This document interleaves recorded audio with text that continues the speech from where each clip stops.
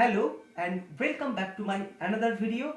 So very good evening all of my friends. It's me Prosenjit in front of you. So hope you all are bright and shiny. So today our topic is prefer.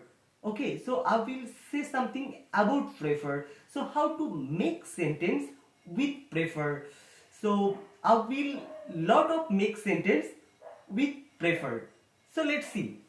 So আজকে আমরা যে টপিকটা নিয়ে আলোচনা করব সেটি হলো prefer. কিভাবে প্রেফার ইউজ করে আমরা শত শত বাক্য তৈরি করতে পারি ইংরেজিতে। সো সেটাই আজকে আমরা শিখব। সো যারা বেসিক লেভেলে আছে তাদের জন্য। সো প্রেফার অর্থাৎ আমরা প্রেফার কোথায় ইউজ করব, কিভাবে ইউজ করব, প্রেফার ইউজ করে কিভাবে আমরা সেন্টেন্স মেক করতে পারি। ওকে, এবং প্রেফার দিয়ে কিভাবে আমরা স্ট্রাকচার মেক করতে পারবো। সো সেটি আজকে আমরা শিখব এই ভিডিওতে। সো দেখে নেওয়া যাক এক নজরে। প্রেফার অর্থাৎ আমরা কোনো কিছুর সাথে যখন তুলনা করব তখন কিন্তু আমরা প্রেফার ইউজ করব। অর্থাৎ তুলনা অর্থে আমরা ইউজ করব প্রেফার। একটার সাথে আর একটা তুলনা, মানে একটা জিনিসের সাথে একটার চেয়ে আরেকটা ভালো, আরেকটার চেয়ে আরেকটা ভালো, এই যে একটার সাথে আরেকটার তুলনা, তখন আমরা ইউজ করব প্রেফার।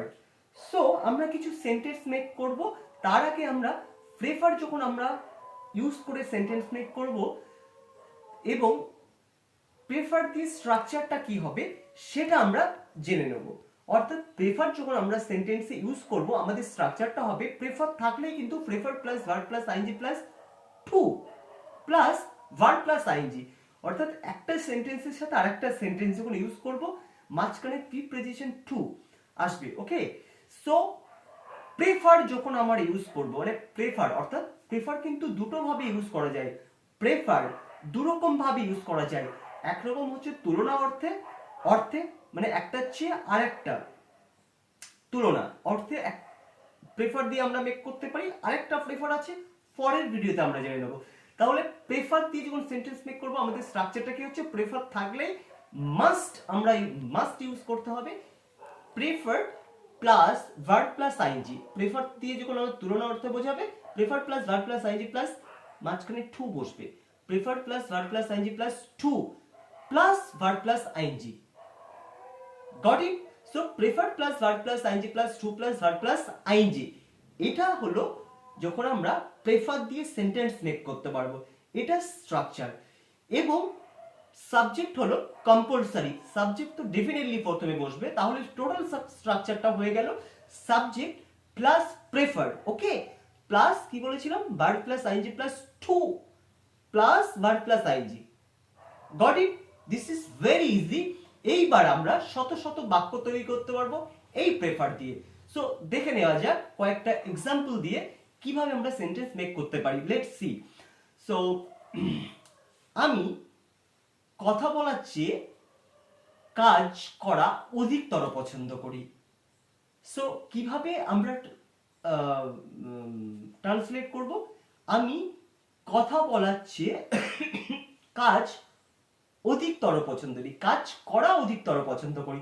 তাহলে ওই যে বললাম একটার চেয়ে আরেকটা আমরা তুলনা অর্থে বোঝাচ্ছে। এখানে যখন তুলনা অর্থ বোঝাচ্ছে তখনই কিন্তু আমরা প্রেফার ইউজ করব। তাহলে আমাদের এইভাবে বলতে হবে স্ট্রাকচার অনুযায়ী।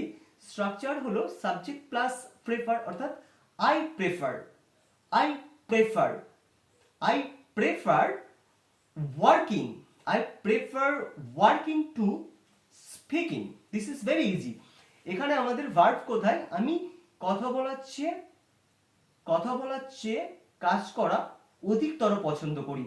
তাহলে এই যে আমি কাজ করা, প্রথমে আমাদের এইভাবে বাংলা সেন্টেন্সটা সাজাতে হবে, আমি কাজ করা অধিক পছন্দ করি কথা বলার চেয়ে।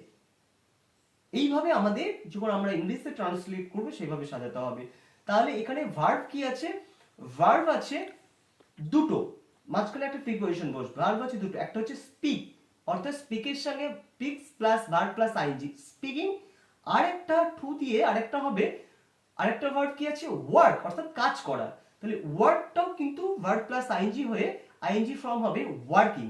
তাহলে কি হবে, বাংলা সেন্টেন্সটা এভাবে সাজাতে হবে, আমি কাজ করা অধিকতর পছন্দ করি, কথা বলাচ্ছি। তাহলে I prefer working to speaking. Got it? আশা করি বুঝতে পেরেছো। পরের সেন্টেন্সটা দেখে নিন, আমি পড়ার চেয়ে লেখা অধিকতর পছন্দ করি। বলি না যে আমি পড়ার চেয়ে, পড়তে বসাচ্ছি বা পড়াচ্ছে আমি কাজ করা লেখা অধিকতর পছন্দ করি। এটা কি হবে? ভেরি ইজি, সেম ভাবে স্ট্রাকচার অনুযায়ী সাজাতে হবে আমাদের। সেটা আ প্রেফার রাইটিং, অর্থাৎ আমি বলেছি যেটা লাস্টে থাকবে, যে ভার্বটা যেটা লাস্টে তুলনা বোঝাবে সেটা আমাদের প্রথমে আনতে হবে। বাংলাটা এভাবে সাজাতে হবে, আমি লেখা অধিকতর পছন্দ করি, কাজ করাচ্ছি পড়াচ্ছি, আমি লেখা অধিকতর পছন্দ করি। কি ছিল সেন্টেন্সটাতে? আমি পড়াচ্ছে লেখা অধিকতর পছন্দ করি। যখন ট্রান্সলেট করব স্ট্রাকচার অনুযায়ী তখন আমাদের এইভাবে সাজাতে হবে বাংলাতে, আমি লেখা অধিকতর পছন্দ করি, কাজ করাচ্ছি। তাহলে কি হবে? I prefer writing to reading. Okay, so I prefer writing to reading, আমি পড়ার চেয়ে লেখা অধিকতর পছন্দ করি। Got it? So next sentence দেখে নেওয়া যাক। আমরা অনেক সময় বলে থাকি যে আমি এইটা খাওয়াচ্ছি ওইটা খাওয়া অধিকতর পছন্দ করি। ইয়েস, এরকম বলি না? আমরা চা খাওয়াচ্ছি, কফি খাওয়া অধিকতর পছন্দ করি, বা আমি আম খাওয়াচ্ছি কলা খাওয়া, আমি আম খাওয়াচ্ছি কলা খাওয়া অধিকতর পছন্দ করি। সো এরকম যখন বলবো তখন আমাদের বলতে হবে আ প্রেফার ইটিং, অর্থাৎ আমরা আমটা খাচ্ছি, স্বাদ নিয়ে খাচ্ছি। তাহলে কি হবে? I prefer eating banana to eating mango. Got it? তাহলে আমি কলা খাওয়াচ্ছে আধিকতর কলা খাওয়া পছন্দ করি, আম খাওয়াচ্ছি, এইভাবে সাজি। I prefer eating banana to eating mango. Got it? এবার আমি থামস আপ খাওয়াচ্ছে 7 আপ খাওয়া অধিকতর পছন্দ করি। তাহলে কি হবে? এইভাবে সাজাতে হবে, আমি অধিকতর পছন্দ করি 7 আপ, কি খাওয়াচ্ছে? থামস আপ খাওয়াচ্ছে। তাহলে I prefer drinking 7 Up to drinking Thums Up. Okay, drink এখানে হচ্ছে আমরা পান করছি, আমরা 7 আপ বা থামস আপটা কিন্তু পান করছি, অর্থাৎ ড্রিঙ্কের আইএনজি ফর্ম হচ্ছে ড্রিঙ্কিং। তাহলে I prefer drinking 7 Up to drinking Thums Up. Got it? পরের সেন্টেন্সে দেখা নেওয়া যাক, আমি ফোন ব্যবহারের চেয়ে ল্যাপটপ ব্যবহার করা অধিকতর পছন্দ করি। কি হবে? সেম ভাবে আমাদের হবে আ প্রেফার, ইউজিং হয়ে যাবে, I prefer using laptop to using phone. আমি ফোন ব্যবহারের চেয়ে ল্যাপটপ ব্যবহার করা অধিকতর পছন্দ করি। I prefer using laptop to using phone. আশা করি বুঝতে পেরেছেন। সো পরের সেন্টেন্সটি দেখে নেওয়া যাক, আমি ফেসবুক ব্যবহারের চেয়ে হোয়াটসঅ্যাপ ব্যবহার করা অধিকতর পছন্দ করি।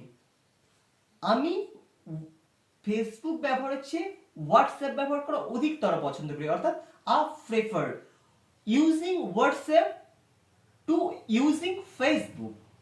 Got it? আমি ফর্মাল শার্টের চেয়ে ক্যাজুয়াল শার্ট পরা অধিকতর পছন্দ করি। বলি না আমরা যে ফর্মাল শার্টের চেয়ে, ফর্মাল শার্ট তো পরতে আমার সেরকম ভালো লাগে না, সো ওয়ার্কিং পারপাসে হয়তো পরতে হয়, কিন্তু আমি ফর্মাল শার্টের চেয়ে ক্যাজুয়াল শার্ট পরা অধিকতর পছন্দ করি। ওকে, তাহলে হলো কিভাবে